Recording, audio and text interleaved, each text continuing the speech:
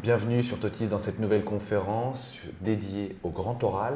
Pour en parler, j'ai le plaisir d'échanger avec Olivier Jaoui, qui est expert du grand oral et des entretiens et directeur chez Mission Admission. Bonjour Olivier.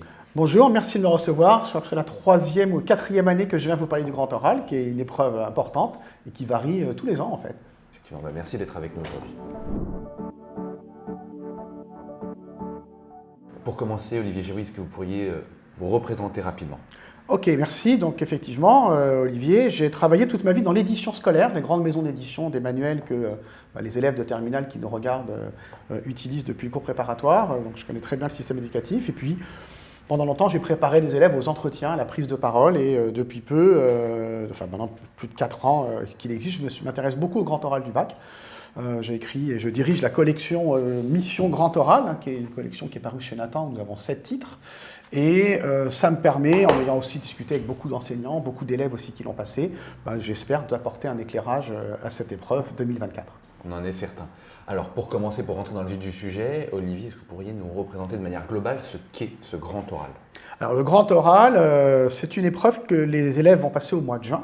Je ne vais pas les dates exactes, mais autour du 20, donc une dizaine de jours après les écrits de spécialité. C'est une épreuve relativement récente qui a 2 objectifs. Un premier objectif, comme son nom l'indique, c'est oral, c'est-à-dire la capacité orale, la capacité à convaincre, la capacité à prendre la parole. J'y reviendrai tout à l'heure, on en parlera. Et aussi beaucoup, ne l'oublions pas, malgré le titre de l'épreuve, la capacité du candidat et des candidates à préparer un exposé, à prendre la parole sur un sujet, préparer à l'avance à la maison. C'est en gros comme ça l'objectif de l'épreuve, c'est évaluation du contenu et évaluation de la forme. Et une épreuve très importante en termes de coefficient, parce qu'elle représente 10%, enfin coefficient 10 pour le lycée général et coefficient 14 pour la voie technologique, sur 100 coefficients au total, donc 10% de la note, 14% de la note, c'est énorme, sur une épreuve qu'on prépare à l'avance, donc sans surprise. Et je me permets d'insister, Thibaut, sur le fait que c'est très important d'avoir encore une bonne note au bac, parce que je rencontre beaucoup d'élèves qui me disent, vous devez l'entendre aussi, ouais, le 3e trimestre, on s'en fout, ok, on va bosser les spécialités, mais de toute façon, que le contrôle continue, on s'en ressortira, les notes du bac, elles ne nous servent pas pour Parcoursup. Bon, en réalité, d'abord, elles peuvent servir pour une petite partie des élèves, et puis surtout, la note du bac, elle reste toute la vie. On vous la demande. Là, je prépare, par exemple, des élèves qui sont actuellement en 5e année de pharmacie, qui veulent entrer en grande école de commerce, en master spécialisé, donc ils sont en bac plus 5, ils ont déjà passé des concours. Et dans le dossier, on leur demande la note du bac. Donc cette note du bac, elle est vraiment importante, et bon moyen de faire monter la moyenne, c'est le grand oral. Effectivement, donc travailler cette épreuve. Exactement. Olivier, un mot sur les nouveautés 2024, qu'est-ce qui change? Alors 2024, il y a beaucoup de choses qui changent. On a eu chaque année des modifications du grand oral qui étaient dues soit au besoin de mieux l'organiser, soit aux conséquences du Covid. Là, il y a eu 2 vrais changements, peut-être 3, mais majeurs. Et j'insiste sur le fait que ces modifications, on ne les trouvera pas partout parce qu'elles sont nouvelles et donc beaucoup de vidéos, beaucoup de livres, beaucoup d'articles parus ces dernières années n'en tiennent pas compte. 2 modifications fondamentales. La première, c'est la suppression de la 3e partie. Il y avait 3 parties au grand oral. La 3e partie qui porte sur l'orientation. Auparavant, on interrogeait les élèves sur leur projet d'orientation pendant 5 minutes, en leur demandant ce qu'ils voulaient faire plus tard, où ils en étaient sur Parcoursup, et en gros, pourquoi ils avaient choisi telle ou telle filière, tel ou tel métier. Cette partie est entièrement supprimée. D'accord. Première nouveauté, donc. 2e nouveauté, l'épreuve dure toujours 20 minutes, puisque je vais la détailler maintenant, elle dure 20 minutes, et maintenant, les 2 exposés, ou les 2 questions que vont traiter les élèves, et dont on va parler tout de suite, durent 10 minutes. Auparavant, c'était un exposé de 5 minutes, et là, on passe à 10 minutes. Et ça change beaucoup les choses, à mon avis. C'est deux principaux changements.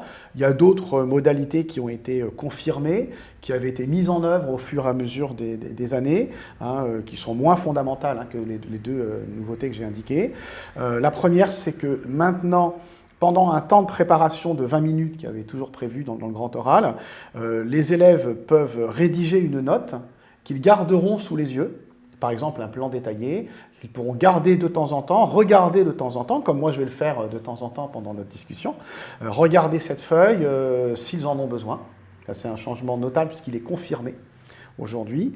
Autre modification, c'est, je vous expliquerai tout à l'heure ce qu'on appelle un support. C'est quelque chose, toujours pendant le temps de préparation, que les élèves peuvent dessiner, rédiger. Ça peut être une courbe en mathématiques, une carte, une grosse formule chimique. Auparavant, ce support était donné au jury, et maintenant, il est montré. C'est une différence, je ne sais pas trop d'où vient cette modification ni pourquoi. Dans certains lycées, je sais que l'année dernière, on avait permis aux candidats de donner, mais on va faire comme s'il n'est seulement montré, puisque c'est ce que dit maintenant ce qu'on appelle le bulletin officiel. Donc, si je résume, 2 parties, toujours 20 minutes. Comment ça se passe une fois qu'on a donc ces 2 parties non. Alors, comment ça se passe? Alors, pour revenir revenir un peu en amont, je rappelle que les candidats et candidates doivent préparer 2 sujets. Dans la voie générale, ce sont 2 sujets issus des 2 spécialités de terminale. La spécialité première, on n'en parle plus. Donc par exemple, vous êtes maths physique, vous pouvez préparer un sujet en maths, un sujet en physique. Vous pouvez aussi préparer ce qu'on appelle des sujets transversaux, maths et physique, ou préparer des sujets qui sont transversaux, et vous pouvez très bien avoir un sujet maths physique et un sujet maths. D'accord? Mais c'est toujours 2 sujets liés aux spécialités. Ce que vous ne pouvez pas faire, c'est 2 sujets de maths ou 2 sujets de physique. D'accord. D'accord? Et pour les voies technologiques, c'est lié à l'enseignement principal. Et ce que dit le texte, c'est là l'enseignement qui donne objet d'une étude approfondie. Donc les élèves préparent à l'avance, et j'insiste sur ce point, choisissent eux-mêmes les sujets. Ça reste un cadeau, hein, le grand oral. Pour moi, je pense que c'est vraiment un cadeau sur des gros coefficients, comme on l'a évoqué tout à l'heure. C'est-à-dire que pour la première fois, c'est complètement inédit. Les lycéens, lycéennes choisissent eux-mêmes à l'avance, en accord avec leurs enseignants qui vont valider les sujets, choisissent eux-mêmes à l'avance les sujets sur lesquels ils vont être interrogés. Préparent 2 exposés de 10 minutes. Alors comment ça se passe concrètement? Validation par les profs, hein, donc l'élève arrive avec une liste tamponnée, signée du lycée, remet aux 2 jurys, on parlera peut-être, hein, Thibaut, si vous souhaitez, de qui sont ces jurys, remet aux 2 jurys la liste des 2 sujets. Les jurys choisissent un sujet, on ne sait pas trop comment ni pourquoi, donc il faut bien préparer les 2. Et vous avez 20 minutes de temps de préparation. Vous allez dans la pièce d'à côté, vous savez quel sujet vous allez développer, et c'est là que vous allez pouvoir rédiger votre note, dessiner votre support, respirer un bon coup. Vous pouvez aussi, vous avez tout à fait le droit, pendant 20 minutes, rester comme ça et attendre que ça passe, mais je pense qu'on peut les utiliser de manière un peu plus efficace. Alors merci Olivier pour toutes ces réponses. Je vous propose maintenant qu'on revienne un peu sur le sujet. Comment trouver son sujet? Ça, c'est une question qui vient très souvent, et surtout, comment le problématiser? Alors, c'est ce que j'appelle la question sur la question. Ce qu'on appelle ça une question, un exposé, il n'y a pas de terme officiel, un sujet, il y a plein de... On va utiliser le mot sujet qui est plus simple pour les candidats. Comment trouver un sujet? D'abord, je rappelle que c'est 1 par spécialité. Le programme, le texte du grand oral, il tient sur 1 page seulement, donc il n'y a pas de précision, donc c'est très ouvert. D'accord? On dit, les sujets doivent être en lien avec les programmes de première et terminale de votre spécialité. Donc c'est très très large, d'accord? Donc pas d'obligation. Comment trouver un sujet? Vous vous souvenez qu'on s'était posé la question au tout début du grand oral. Là, c'était un peu panique à bord, parce que personne ne savait ce qu'était un sujet du grand oral. Bon. Alors, aujourd'hui, quand même, une possibilité, parce qu'il ne faut pas être complètement idiot, et ni toi, ni vous, ni moi, nous ne le sommes. Évidemment, des sujets, il y en a plein sur Internet. Il y en a sur le site de Totis, on en trouve partout, déjà. Donc, il ne faut pas s'interdire d'aller voir des sujets, ça vous donnera des idées. Bon. Ce qui est fondamental, pour moi c'est le point clé du grand oral, c'est de choisir son sujet parce qu'il vous intéresse. C'est toute la réussite du grand oral tient au fait qu'on choisit un sujet qui nous intéresse, un sujet du programme. Alors j'ose espérer pour les élèves de voie générale qui ont 4 heures de spécialité en première, 6 heures en terminale, 9 heures en voie technologique, j'ose espérer, mes chers élèves, que vous aurez trouvé au moins un sujet qui vous intéresse par spécialité, parce que sinon, franchement, j'ai de la peine pour vous. Donc, vous allez trouver quelque chose qui vous a intéressé. À partir de là, vous allez le développer vous-même. C'est-à-dire, vous demandez, est-ce que je peux le développer en 10 minutes? 10 minutes, c'est long. 5 minutes, c'était relativement long. Là, 10 minutes, c'est quand même long. Hein, pour ceux qui rédigent, il y a pas mal d'élèves qui rédigent leur sujet, c'est à peu près 8000 caractères. À peu près, d'accord? Chacun a sa manière et sa vitesse de parole. Donc, réfléchir à un sujet qui va nous intéresser. Alors, qu'est-ce qui peut nous intéresser? Soit dans le programme, quelque chose qui nous a plu, soit vous pouvez choisir... pareil, ça a changé au cours des années. Alors maintenant, tout le monde le sait, les 2 questions n'ont plus de relation avec les choix d'orientation. La première année, ça avait été écrit comme ça. C'était en 2020, on disait il faut que les questions soient en lien avec l'orientation. Ça n'a jamais été le cas, en fait. Ça a été changé immédiatement. Là, ce n'est pas l'obligation. Mais par contre, vous pouvez partir d'une envie d'orientation. C'est-à-dire vous dire, tiens, j'aimerais beaucoup, par exemple, être kiné ou médecin. Je suis en SVT. Ben, il y a certainement des liens entre les maladies, les muscles, les choses de ce type-là. Vous êtes sportif ou sportive. Vous pouvez trouver, donc là, les centres d'intérêt sont majeurs. Hein. Je pense que c'est un bon tuyau pour trouver des sujets qui vous intéressent. Voilà, vous êtes sportif, vous pouvez en SVT, des questions sur la performance, même en physique aussi, hein, des questions relatives aux forces, des choses de ce type-là. Mais il y a des liens très forts aussi entre le sport et l'économie, entre le sport et le marketing pour les STMG, entre le sport et la géopolitique. Et donc, je pense que c'est des bonnes pistes, le projet d'orientation, les intérêts personnels. Et puis, je me permets de prendre mon téléphone, Thibaut, tout à l'heure avant de venir chez vous. Hein, ben j'étais comme toujours un peu à l'avance, hein, parce que j'essaye d'arriver à l'heure. Je me suis mis dans le café du coin pour prendre un petit café. Il y avait un journal, Le Parisien, puisque nous sommes à Paris, et j'ai feuilleté le journal en me disant, tiens, qu'est-ce qu'on peut trouver comme sujet du grand oral en lien avec l'actualité, ou dont on parle, parce que vraiment, tout est bon pour trouver des sujets. Donc, il y avait un article sur les embouteillages, donc c'est un vrai sujet en physique, même en maths, d'où viennent, comment, pourquoi il y a des embouteillages à certains moments et pas d'autres. Il y avait un article sur les audiences télé. Donc comment on calcule les audiences télé, comment on prend en compte les audiences Internet, comment on fixe le prix en économie de l'audience télé, comment on choisit de passer une publicité à tel endroit ou sur tel site Internet, c'est des questions d'économie ou de marketing pour les STMG. Aujourd'hui, on parlait beaucoup de l'Union européenne et l'Ukraine.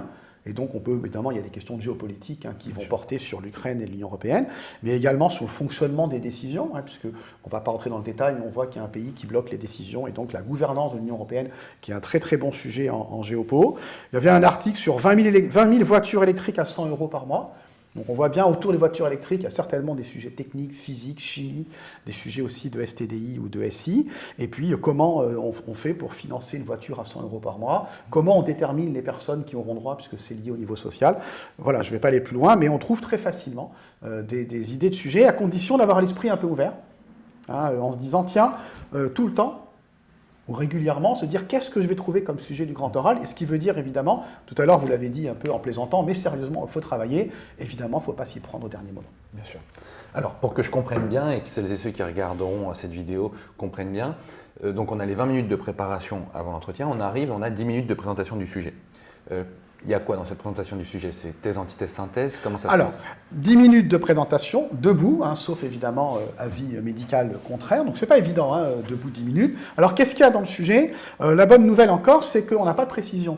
Ouais. En gros, c'est une des seules précisions qui est indiquée, et moi j'y tiens beaucoup, c'est d'expliquer à un moment, moi je pense qu'on peut le faire en introduction, pourquoi on a choisi ce sujet. Je rappelle qu'on part du principe, en tout cas Totis et moi, que vous avez choisi un sujet qui vous intéresse. Donc, pourquoi il vous intéresse?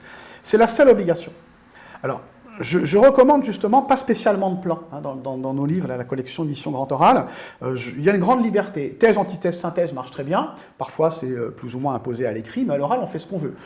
Ça peut être aussi chronologique, antéchronologique. Ça peut être avantage et inconvénient et une petite synthèse. Ça peut être du général au particulier, du particulier au général. Tout est possible.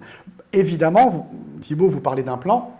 Il faut un plan. 10 minutes en plus, vous ne pouvez pas partir comme ça. Un plan, il faut que ce plan soit visible, compréhensible par les jurys. En 10 minutes, ce qui était moins le cas en 5 minutes, vous avez un peu plus le temps d'annoncer le plan et de dire maintenant la deuxième partie, maintenant la troisième partie, ce que je ne recommandais pas sur 5 minutes, parce que je pense qu'on n'avait pas le temps de le faire. Et également, surtout, un plan, c'est une logique, ça s'appelle des connecteurs logiques. Enfin, de plus, néanmoins, en revanche, par ailleurs, du contenu, évidemment, des exemples, du concret, parce que faut vous mettre à la place des jurys. Ils vont, je me permets de dire ça, ils vont se taper plein de sujets de 10 minutes, c'est long. Moi, je suis jury dans les écoles de commerce où les élèves exposent pendant 5 ou parfois 10 minutes. 10 minutes, c'est vraiment très très long. Donc, le plus concret possible, des exemples. Ça me paraît extrêmement important. Et effectuer des recherches. C'est-à-dire que coefficient 10, coefficient 14, sujet préparé à l'avance. On attend des élèves qu'ils aient préparé, vraiment préparé. Et moi, ce que je recommande, c'est de montrer qu'on a préparé. C'est-à-dire citer vos sources, des journaux, des revues, des films. Vous pouvez tout à fait avoir vu un film qui vous a intéressé et en parler, un livre, un documentaire, un site internet. Il faut faire attention aux sources. Évidemment, pour moi, les réseaux sociaux, la plupart d'entre eux, en tout cas, ne sont pas des sources fiables. Vérifiez vos sources, mais citez-les, indiquez vos sources, montrez que vous avez préparé. Préparez une bonne intro un peu accrocheuse, parce que c'est le début du grand oral, et puis préparez également une conclusion qui peut ouvrir sur un autre sujet ou qui peut donner envie au jury de vous poser des questions dans la partie échange. Alors, j'avais 2 questions. La première, c'est si ça dure 8 minutes ou 12, on est pénalisé là-dessus ou pas? Alors, officiellement, oui, même si c'est écrit nulle part. Alors, 12 minutes, moi, je pense que ce n'est pas possible. Alors, 10 minutes, ça va être long. Sur 5 minutes, on disait, vous pouvez dépasser un peu. Je pense que 10 minutes, ça va être long et je recommande de ne pas dépasser. Parce que d'abord, ça va être un peu long même à alimenter, un sujet de 10 minutes. Ça va être un peu long pour les jurys. 8 minutes, vous ne serez pas officiellement pénalisé. Après, tout dépend des 8 minutes. Si on sent que c'est 8 minutes parce que l'élève n'a pas trop préparé, qui rame et qui fait du remplissage, c'est raté. Mais ça me paraît un minimum. Je dirais qu'il n'y a pas de consigne officielle. Au moins 8 minutes, ça me paraît un minimum. En deçà, je trouve que ça montre qu'on n'a pas assez travaillé. Et juste dernier sujet sur les sources, vous en parliez. Je sais pas, le monde de Narnia, par exemple, un rappeur. Oui, il n'y a pas du tout les sujets sont très ouverts. Il faut bien se dire une chose, c'est que les jurys vont découvrir le sujet quand vous entrez dans la pièce. Ils n'ont pas préparé d'avance, ils ne le connaissent pas. Parfois, vous serez même plus expert qu'eux, parce qu'on verra peut-être qui sont les 2 jurys. Donc oui, moi je pense que toutes les sources sont valables à condition d'être montrées qu'on les a préparées, qu'on sait les analyser. Le rap, la littérature, les romans, les films comme Le Monde de Narnia, Harry Potter. Il n'y a aucun souci de ce côté-là, parce que le sujet là, vous intéresse et que vous montrez au jury que le sujet vous intéresse. Dernière question là-dessus rapide, un conseil un peu anti-stress, je me mets à la place de lycéens, lycéennes qui tremblent. Alors c'est très fréquent d'avoir des élèves qui ont ce qu'on appelle le trac. Moi je pense vraiment par expérience, et c'est mon métier, c'est la préparation. Vraiment, d'abord, les jurys sont sympas et bienveillants. Il n'y a pas de raison, ils ne viennent pas pour vous piéger, ils ne viennent pas pour vous déstabiliser, c'est des trucs qui n'existent pas en réalité. Ce sont des profs de lycée, pas les vôtres, généralement du lycée d'à côté. Généralement, ils ne sont pas méchants, ils ont envie, au contraire, d'être intéressés par les sujets, c'est ce qu'il faut vous dire. Ensuite, si vous préparez le grand oral, il n'y a pas de surprise. Vous venez pendant 10 minutes, vous ne serez pas interrompu, présentez un sujet que vous avez préparé à l'avance. Et ce qui est nouveau, c'est que, on va imaginer que c'est le cas, j'ai une feuille sur laquelle j'ai pu, pendant les 20 minutes de préparation, j'ai pu rédiger un plan. Donc de temps en temps, moi ce que je recommande en fait, ces 20 minutes de préparation, je pense que d'emblée, dès le début, on respire un grand coup, et on note son plan, les mots principaux, les exemples principaux, et de temps en temps on jette un œil. Mais on jette un œil, on ne fait pas comme ça. Oui. L'idée c'est quand même de garder la communication et pas ce que je suis en train de faire, de couper complètement avec la feuille entre. De temps en temps vous regardez. Je trouve que c'est très rassurant, et c'est une bonne chose qu'en passant à 10 minutes, le grand oral autorise cette prise de notes et de l'avoir de temps en temps sous les yeux. C'est très rassurant parce que je rappelle qu'il n'y a pas de surprise. Je crois que c'est ça le principal anti-stress. L'autre anti-stress, c'est de se dire que certes, on parle de l'oral, mais il faut être assez naturel. Paradoxalement, on peut être préparé et naturel, préparé et spontané. Et donc, il ne s'agit pas d'un concours d'éloquence, ce n'est pas un concours de tchatch, de brio, de bagou. On n'est pas là pour faire du cinéma. Et donc, avec des jurys qui ne sont pas eux-mêmes le Festival de Cannes, donc pas trop d'inquiétude non plus sur les aspects oraux. En préparant, ça marche. Merci Olivier Jaoui encore une fois pour toutes ces réponses éclairantes. Je vous propose qu'on passe maintenant à la partie échange avec le jury. Donc à l'issue des 10 minutes de présentation, comment va se dérouler cette partie? Alors cette partie, elle n'a pas évolué. Donc l'échange va durer donc 10 minutes avec 2 jurys. Donc je vous rappelle que les 2 jurys, vous aurez un prof de la spécialité. Imaginons que vous soyez SES Géopo. Vous aurez soit un prof de SES, soit un prof de Géopo, donc un prof de la spécialité. L'autre prof, qui est tout aussi important, lui, ne sera pas un prof de la spécialité. Donc ça veut dire que dans le contenu et dans la discussion, il faut savoir qu'on s'adresse à un prof qui n'est pas du tout spécialiste. Prenons par exemple un prof d'anglais, je n'ai rien contre les profs d'anglais, et vous êtes tombé sur un sujet de maths, on peut penser que ce prof d'anglais, les maths, c'était pas son truc. Il va falloir d'abord être pédagogue dans votre grand oral, dans votre texte, s'adresser aussi à lui ou à elle, et également dans la discussion, lui expliquer de manière le plus concrètement possible, le plus pédagogique possible. La discussion, elle porte principalement, normalement, sur votre sujet. Donc on va vous interroger sur le sujet, mais le grand oral confirme, le règlement 2024 confirme que vous pouvez aussi être interrogé sur votre programme de spécialité première et terminale. Alors, ça fait un peu râler les élèves, mais dans la mesure où le grand oral va avoir lieu une dizaine de jours après les écrits du bac, on peut penser que vous aurez révisé vos spécialités un peu avant, donc c'est moins problématique. Mais on voit d'expérience que le gros de la discussion, si l'élève a bien préparé, tourne autour du sujet. Alors, quel genre de questions on peut vous poser? Les jurys peuvent vous demander, par exemple, de réexpliquer quelque chose qu'ils n'ont pas compris. Vous faites semblant de ne pas comprendre pour voir comment vous êtes capable de l'expliquer, ce qui veut dire comment vous êtes approprié vous-même votre sujet. On peut vous demander aussi d'expliquer précisément des termes un peu techniques. Vous utilisez par exemple, le mot comme l'albédo en physique ou isotope. Vous ne l'avez peut-être pas expliqué dans votre 10 minutes parce que vous n'avez pas le temps de l'expliquer. En ces cas-là, les jurys vont vous demander. Et donc, moi, je recommande absolument, impérativement, de ne pas utiliser dans les 10 minutes de mots dont vous ne connaissez pas le sens. Ça paraît évident, mais des profs me disent ça arrive parfois. L'élève utilise un mot ou va citer le nom d'un auteur en sociologie ou le nom d'un compositeur Et en fait, on l'interroge, ah, vous avez parlé de Kafka, et qui est Kafka? Ben, Kafka, je ne sais pas.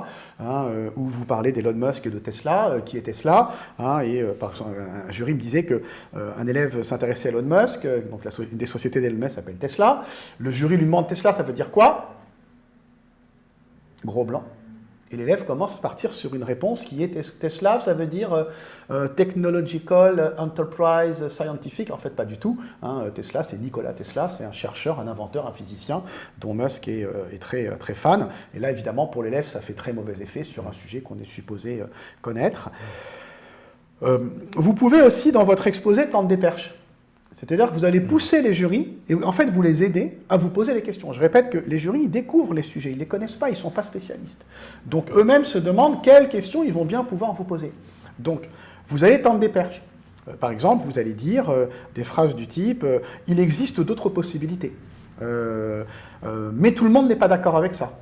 Bien évidemment, il faudra tenir compte des inconvénients. » Et vous ne les développez pas parce que vous n'avez pas le temps, et vous êtes sûr que les jurys vont noter, boum, pendant le sujet, vous avez parlé des inconvénients, est-ce que vous pouvez les développer? Et puis, vous pouvez tenter le truc bien lourd, qui marche au moins une fois, faites-le une fois.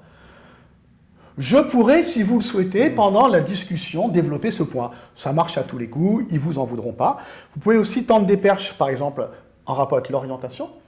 Même s'il n'y a plus aujourd'hui de temps consacré officiellement à l'orientation. Je pense que comme l'habitude a été prise depuis 3-4 ans par les profs, qu'ils auront envie de vous en parler. Toti, vous êtes spécialiste de ces questions d'orientation, donc glisser une petite phrase sur l'orientation permettra au jury de vous interroger là-dessus. Merci Olivier. Alors pour avancer un petit peu sur notre conférence, est-ce que vous auriez quelques idées d'exemples à nous partager, que ce soit pour les bacs généraux ou les bacs techno? Alors, des idées de sujets. Alors, je vais prendre mon anti-sèche, même si en réalité, je les connais un peu. Alors, il y a plein de sujets possibles. Ce qu'il faut, c'est travailler l'angle, la manière de poser la question. C'est-à-dire, d'abord, moi, je recommande, même si ce n'est pas officiel, que ce soit une question avec un point d'interrogation. Ce n'est pas toujours le cas. Moi, je pense que ça permet d'accrocher les jurys et de donner un angle. Prenons une question en SES. Comment réduire le déficit public? C'est une question que tout le monde comprend, même si on ne fait pas SES. En gros, l'État dépense toujours plus que ce qu'il gagne chaque année depuis 40 ans. Donc, comment est-ce qu'on peut réduire le déficit public? Comment le réduire? Ça veut dire qu'on veut le faire. Peut-on réduire? C'est vraiment, est-ce que c'est possible? Faut-il réduire? Ça veut dire qu'on n'est pas sûr. Vous avez des partis politiques qui pensent que ce n'est pas très grave de laisser filer le déficit public, et au contraire, ça permet à l'État d'investir et de dépenser et de payer mieux les fonctionnaires ou autres. Vous voyez que la manière de poser la question, déjà, en dit long sur l'angle par lequel vous allez problématiser, traiter le sujet. Alors, des exemples de questions, par exemple, une question à SVT que j'aime bien, le scénario de Jurassic Park est-il crédible? Alors, Jurassic Park, on connaît plus ou moins ce film, c'est-à-dire en gros, est-ce qu'on peut recréer une espèce disparue à partir d'un ADN fossilisé? Ou toujours en SVT, question qu'on avait déjà discutée l'année dernière, Thibaut, et je ne connais toujours pas la réponse, pourquoi les Européens digèrent mal les makis? Les fameux makis, là, les petits trucs japonais là, avec de l'algue et du riz, il paraît que les Européens digèrent mal les makis. C'est une question marrante, ça vous fait sourire. Mon prof d'anglais, qui n'est pas spécialiste de SVT, il a envie de savoir. Donc, on peut avoir envie de répondre à une question comme ça.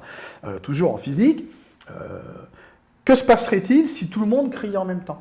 8 milliards d'humains qui crient au même moment, qu'est-ce qui se passe? Et là, moi, j'ai envie de savoir. Donc, il y a aussi des questions qui peuvent être tout à fait accrocheuses. En SES, faut-il donner des poupées aux garçons? Là, on est en sociaux, ça fait marrer les filles cette question, les garçons ne la comprennent pas. Mais effectivement, c'est plus intéressant que de partir sur une formulation autour du genre qui sera peut-être un petit peu moins drôle. Tout à l'heure, je vous parlais de questions d'actu en lisant le journal. En mathématiques, par exemple, pourquoi les sondeurs se trompent tout le temps.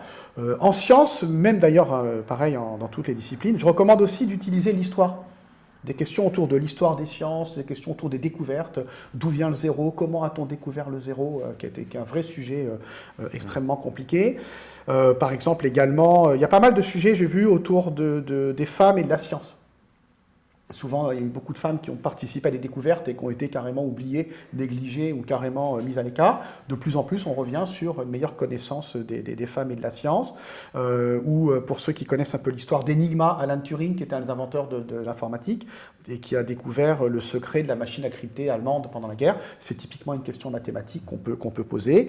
En STMG, alors c'est aussi à partir des sujets qu'on a travaillé, des sujets sur le marketing, des sujets, par exemple, en quoi le marketing digital peut-il relancer une marque en perdition, comment choisir les réseaux de distribution d'une marque de chaussures, des choses comme ça. Plus c'est concret, mieux c'est. Je pense qu'il faut toujours que ce soit extrêmement concret. Et puis je réfléchissais tout à l'heure à juin 2024. Juin 2024 en France, on parlera des Jeux Olympiques. Très probablement. Donc là, il y a beaucoup de sujets autour des jeux. On l'a vu tout à l'heure autour du sport, ou même des jeux sur, là on en parle beaucoup en ce moment, comment anticiper le nombre de participants ou en tout cas de spectateurs à telle et telle épreuve, comment en mathématiques calculer le nombre de personnes qui prendront le métro au même moment, au même endroit, et à quoi est-ce qu'on risque d'arriver. On sait que ça peut être un petit peu compliqué. Et puis, comme tout à l'heure, je l'évoquais sur le sport, les aspects économiques, géopolitiques. Là, par exemple, une question qui est un peu touchy quand même. Faut-il, par exemple, réintégrer aux Jeux Olympiques les athlètes russes et biélorusses sous drapeau neutre? C'est une question dont on parlait beaucoup la semaine dernière, qui est une question intéressante, puisque parfois, les questions, ça vous amène à donner une opinion. Faut-il, et je répète que donner une opinion dans le grand oral n'est pas un souci. On s'y attend. Faut-il réintégrer pour ou contre avantages et inconvénients des éoliennes? Évidemment, si vous traitez les avantages et les inconvénients, le jury vous demandera, et s'attend même que spontanément, vous nous disiez à titre personnel, alors vous êtes plutôt favorable ou plutôt défavorable aux éoliennes. Et donner une opinion, c'est une question qu'on nous pose souvent, il faut le faire. Il faut le faire, et on ne vous évaluera pas sur votre opinion. Sur les éoliennes, les jurys, d'abord, ils n'ont peut-être pas d'opinion, il y a assez peu de chances que le matin, ils soient mis d'accord tous les deux sur ce qu'ils pensent des éoliennes, et ils vous évalueront en fonction de votre capacité à argumenter, et attendez-vous obligatoirement, il faut s'y attendre. Si vous êtes plutôt pour, ils seront plutôt contre. Si vous êtes plutôt contre, ils seront plutôt pour. Ils vont vous contredire. Et donc, il faut anticiper dans la discussion des arguments contraires à ce que vous envisagez d'évoquer. Je me permets de rappeler, je suis un peu long sur cette réponse, qu'il y a des opinions qui ne sont pas des opinions, mais des délits. Le racisme, l'antisémitisme, l'homophobie, par exemple, ce ne sont pas des opinions, ce sont des délits. Et donc, bien évidemment, vous êtes prié de les éviter de manière générale et le jour du grand oral. Olivier, peut-être un mot maintenant sur les supports, comment ça va se passer? Très bonne question, le fameux support. Alors, le support, c'est quoi? Pendant le temps de préparation, on peut d'une part maintenant donc rédiger une note qu'on gardera de temps en temps sous les yeux, mais on peut aussi rédiger un support. Alors, je répète et je rappelle qu'en revanche, vous ne sortez rien de votre sac à dos, ni présentation, ni PowerPoint, ni clé USB, ni objet. C'est complètement interdit le jour du grand oral. Mais vous pouvez dessiner, rédiger un support qui maintenant va être montré. Nuance, je souris un peu parce que je n'ai pas tout à fait compris la nuance, mais maintenant, officiellement, le support qui pouvait être remis au jury pendant le grand oral doit être montré. Bon, pourquoi pas? Alors ça veut dire quoi? Un support, par exemple, je vais vous montrer, vous avez un sujet de mathématiques, eh bien vous dessinez la courbe. Tu vois la courbe, vous voyez la courbe, on montre cette courbe, et évidemment, il est beaucoup plus simple de dire au jury, je vous propose de regarder la courbe que j'ai dessinée, plutôt que d'aller décrire avec votre petite main. Alors vous voyez, la courbe, elle fait comme ça, puis après, il y a une droite qui part du point zéro. Pareil, en géopolitique, imaginons un sujet, par exemple, autour peut-être du pétrole, ou en tout cas, on va dire, de la péninsule arabique. Alors soit vous dessinez, alors voilà, c'est comme ça, là, il y a la mer Rouge, l'Arabie Saoudite, en bas, il y a le Yémen, là, il y a le Sultanat d'Oman, puis après, il y a le Qatar, Bahreïn, en face, il y a le détroit d'Ormuz et l'Iran. Vous dessinez à la louche, vous montrez. De même, un autre schéma sur ce sujet que j'évoquais tout à l'heure, peut-être que je ne sais pas si on le verra bien, faut-il donner des poupées aux garçons? On a deux schémas, du rose, du bleu, montrant les différences du point de vue de l'éducation ou sociale entre les hommes et les femmes. Alors théoriquement, il n'est pas remis, il est montré. Alors ce support, il est très très utile pour éviter justement de perdre du temps dans les 10 minutes à se compliquer la vie, à raconter ce qu'on pourrait montrer par le dessin, puisque je rappelle qu'on est sur une épreuve d'oral et qu'il faut aussi faire très attention aux questions orales. Je voudrais juste qu'on termine avec une question un peu basique, mais qui peut intéresser plus d'un. Le style vestimentaire, on peut arriver en basket, en jean? Comment on arrive? Oui, je crois qu'il faut être naturel. Je crois qu'il faut les baskets, alors peut-être que c'est dû à mon âge, je serais un petit peu réac, peut-être qu'il faut fermer les lacets, le jour du grand oral. Je pense, mais que le jean troué, c'est peut-être pas l'idée du siècle. Je rappelle quand même que le grand oral, c'est la dernière épreuve du bac. C'est la fin du lycée et c'est presque déjà l'entrée dans le supérieur, d'accord? Donc, jean, bien entendu, moi-même aujourd'hui, je me présente avec vous en jean, un sweatshirt, peut-être des manches longues plutôt qu'un t-shirt, peut-être un petit peu détendu, éviter les trucs un peu crades, un peu sales, on en a vu, éviter d'arriver avec un gros survêtement, quelque chose comme ça. Moi, je pense qu'il faut faire un peu attention à ça, et puis peut-être d'éviter des trucs un peu trop ostentatoires, la grosse broche, le gros collier, mais il faut être à l'aise, il faut être soi-même, c'est vraiment... c'est vous qui choisissez le sujet. Je disais tout à l'heure, on peut être naturel et spontané. Il faut être vous-même, mais un effort quand même pour les deux enseignants, avec un peu de respect pour eux, et de vous éviter aussi peut-être de les déranger bêtement, et du coup de perturber, si vous avez bien préparé votre grand oral, ça peut un peu faire qu'ils vous jugent peut-être moins bien que vous ne le méritez. Donc un petit effort vestimentaire. Olivier, on arrive déjà à la fin de cette conférence. Est-ce que vous auriez un dernier mot sur ce grand oral 2024? J'ai fait un blanc, là, vous l'avez senti. D'abord, il faut des pauses.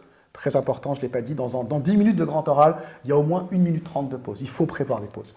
Et la conclusion, j'ai fait un joli blanc, il faut l'annoncer. Il faut un blanc. La fin des 10 minutes, parce que les jurys, je vous assure que 10 minutes, c'est long. Préparez l'annonce de votre conclusion. Pour conclure, pause. Pour finir, pause. Je terminerai mon exposé, pause. C'est extrêmement important de bien terminer, de bien commencer. N'apprenez pas par cœur les 10 minutes, ce n'est pas possible. En revanche, apprenez par cœur le début de l'introduction pour partir tout de suite tonique, souriant, tranquille. Apprenez par cœur la conclusion pour bien finir. Le reste, il faut le maîtriser. Et ce n'est pas très grave si on se trompe, si on oublie une phrase. Le jury ne savait pas ce que vous alliez dire, et donc vous continuez sur votre développement. Il ne faut pas vous tracasser, la perfection n'est pas de ce monde. Par contre, on sait que les notes au grand oral sont assez hautes en général, à condition de le préparer, et ça vaut la peine. Merci Olivier Jaoui d'avoir été avec nous aujourd'hui. Merci de votre invitation et bon grand oral à tous. Bon courage à toutes et tous, et puis n'hésitez pas aussi à vous procurer ce Mission Grand Oral qu'on recommande chaque année. Merci. À très vite sur Totis.